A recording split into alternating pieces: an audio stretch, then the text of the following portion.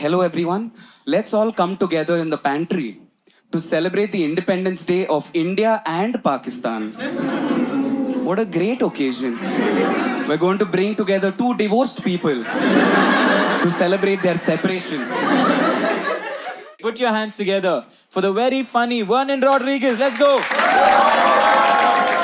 I recently quit my job because my HR used to do too much in my life. Yeah. My HR used to call me on a Saturday morning. She was like, "What are you doing this weekend?" Not talking to you, auntie. Who wants to talk to their HR on the weekend?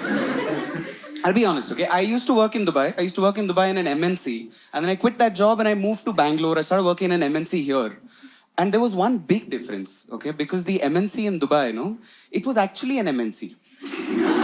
It was a multinational corporation. There were multiple nationalities. I entered the office in Bangalore. There were 15 Prasads. 15. All of them were healthy. You know the Indian healthy, right? The Indian version of healthy. Foreign healthy is very different. Foreign healthy is healthy. Indian healthy is healthy.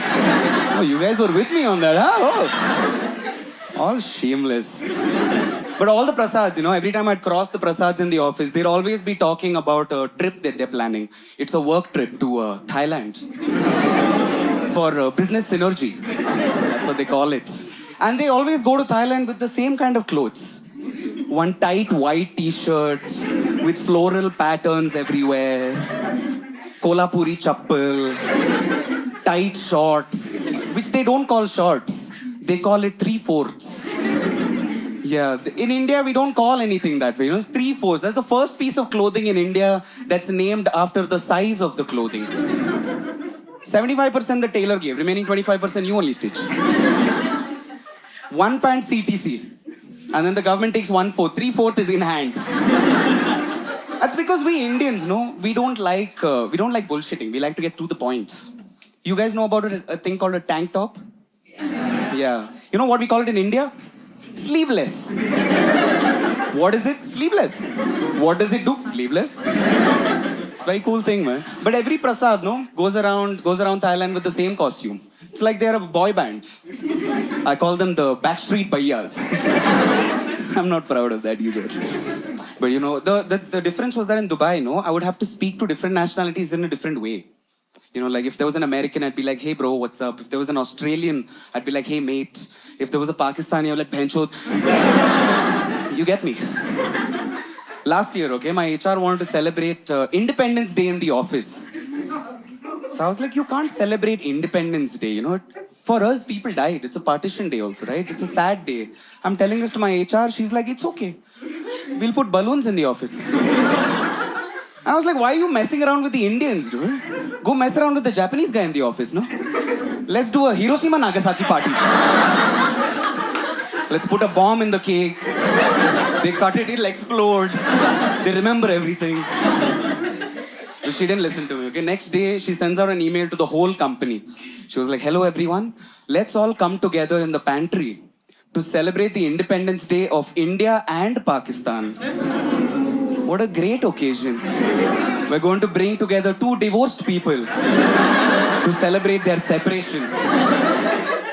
So all of us Indians and Pakistanis started walking to the pantry. Behind us, we had 3 Bangladeshis who we had rescued from sweatshops. That was our CSR campaign. And then we reached the pantry, and there's a big brown cake signifying all of us brown people. And on the cake, there were 2 flags, one of India, one of Pakistan, on 2 corners. To show you how good friends we both are. They're chatty buddies, And then my HR comes in, she's like, "Why is no one cutting the cake?" We're like, "Look at it. There's a bomb inside. You gave us the Hiroshima Nagasaki cake." And then she was like, "I'll help you cut the cake." Like we needed help. And then she holds my hand. Then she holds the Pakistani guy's hand. Makes us hold hands together. Puts a knife in between. And she's like, "Cut the cake in between." Now I'm a patriotic guy. I love my country. So I pushed my hand a little that side.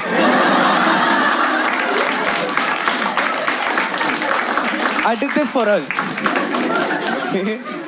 Pakistani guy was mad. He was arguing. He was like, bro, our Coke studio is better than yours. I was like, take it and go, man. But then my HR was like, you can't fight over the cake. Disrespectful. I'll only cut it. So she cuts the cake right in between the two flags. And we're all confused. Because my HR, she was British. We're like, you did this to us, man. What are you celebrating with us? We're all confused. I'm looking at the flag, saluting. Like Bhagat Singh. Guy next to me, even more confused. He's Nepali. He doesn't know what to do. Started singing happy birthday. Then my HR was like, I'll distribute the cake to everyone. We didn't need that. It was already a Akhand cake. Now she's going to distribute it into states. All of us Indians and Pakistanis are standing in a straight line with a paper plate. Like we're the Anganwadi buffet section. And then I'm collecting food from a white lady. I felt like I was back in the freedom struggle. A guy goes in front of me, takes a piece of cake. He's like, oh, thank you for Kashmir. And then he goes off. Next lady comes, she's like, oh, thank you for Bihar. Bihar? Nothing wrong with that piece of cake. Just that the cake was there, the frosting was stolen. Just that piece. And then she's cutting fast. One small piece falls down. That's Sri Lanka. Not because Sri Lanka's economy is bad. It's because when you zoom out of India's map, no, Sri Lanka looks like the goo of India. Looks like India had a really bad diarrhea, and then it sneezed, and then Sri Lanka came out. Sorry for putting that image. It happened. At the end of the line, okay, it's me and my Pakistani colleague. Both of us are good friends. And my HR looks at us. She's like, one small piece of cake left. Distribute it amongst yourselves. Like it's Kashmir, dude. Both of us are arguing like we deserve the cake. The actual Kashmiri is outside the pantry. He's mad he didn't get the email because no Wi-Fi. He's throwing stones to remind us that he exists. We're like, don't worry. We'll save one article for you. And my HR looks at us. She's like, guys, don't fight. We are a family here. And I'm like, Gandhi and Jinnah was solving the problem, no? Why is Queen Elizabeth coming in between? Throughout all this, Nepali guy was singing happy birthday, Kashmir na. But I moved to India very recently. And I found out a lot of things had changed. One thing in particular, I found out that vapes were banned in India. Do you guys know this? Those little smoky devices. Yeah, vapes are banned in India. Are you guys learning about it right now? Yeah. Yo, you pay me extra, dude. What? But I found out very recently. I found out here only, on the main road. Yeah. I was vaping on the side of the road. And then a cop saw me in the distance. So I was like, let me give him a show. I started blowing rings from my mouth. Like a gorilla. Cop started walking. He looked angry. And then I remembered what my friend told me. He was like, in India, if you have anything illegal, no, don't hide it in this pocket or this pocket. Hide it in the lowest pocket of your cargo pants. You know cargo pants, right? The pants with 50,000 pockets. Like there's an STD growing on your legs. Those pockets. He was like, put in that lowest pocket. Because the police in India, no, they are too healthy. They can't really bend down. Yeah, I put it there. And then I was like, I'm safe. And the police came to me and he was like, hey, what's in your pants, da? I was like, hey, man. It's not a nice question to ask. And then he pointed to my pocket. He was like, what's in that pocket? That day I realized cargo pants are not masculine at all for men. Because I had to go down like Madhuri Dixit in a Malabar Gold ad.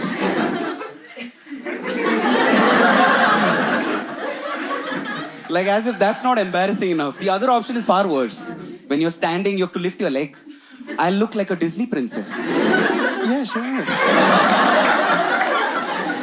It's so embarrassing, man.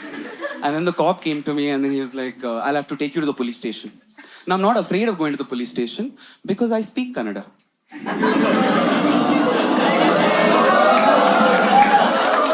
Gotcha, guys. The problem was how they were taking me to the police station. There were two cops on one bike.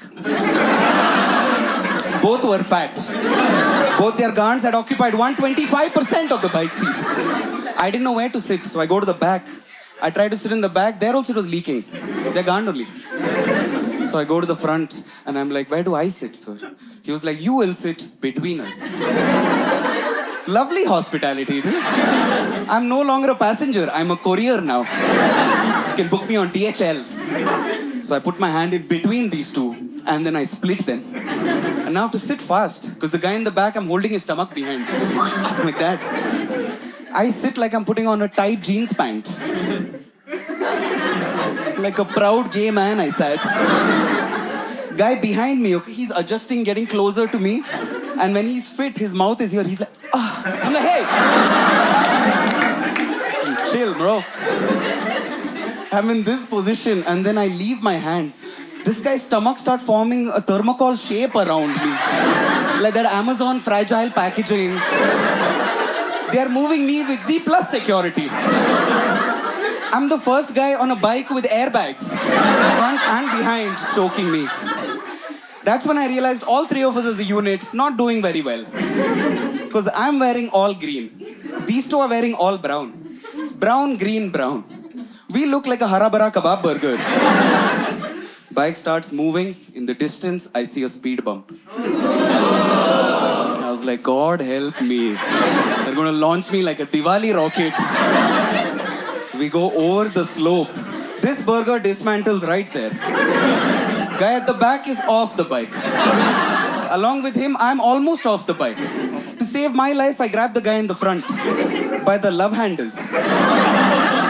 I tried to go around, but he's also healthy, dude. Fingers wouldn't touch. Guy behind me sees that, grabs me by the love handles.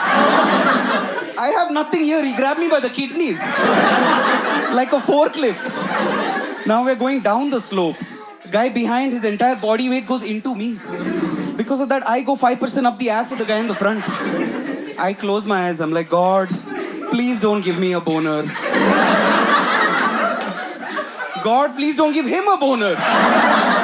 We look like 3 Lego bricks, one inside each other. I can't come out as gay like this. I'm 27 years old. It's too late for me. If I come out as gay, it'll look like I gave up on women. And then we're going. In the distance, we see a traffic policeman. I'm even more scared now. Because we're 3 people on a bike. None of us have helmets. We've committed 2 crimes to punish me for 1. I was vaping on the main road. I've committed 3 crimes. Back to back. I should be on Netflix, dude. And then the traffic policeman stops us. Says hi to the guy in the front. Hi to the cop behind. Then he looks at me. He's like, where's your helmet, da? I'm like, ask these 2 also, man.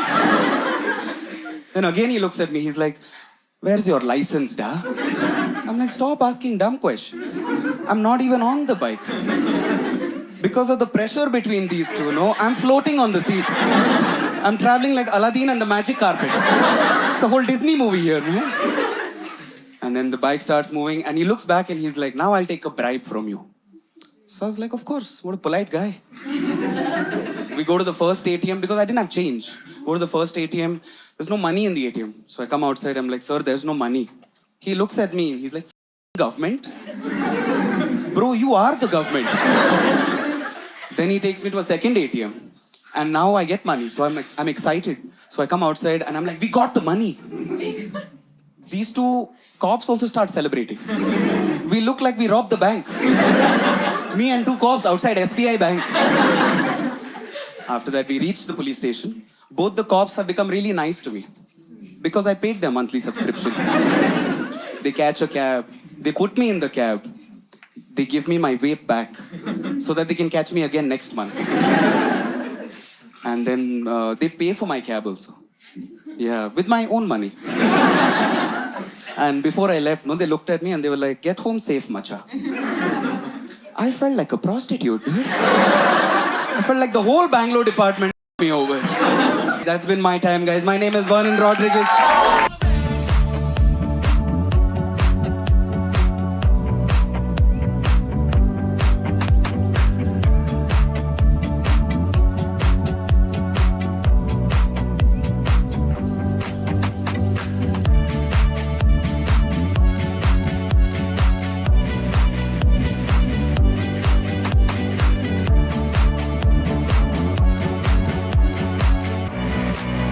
Rodrigues.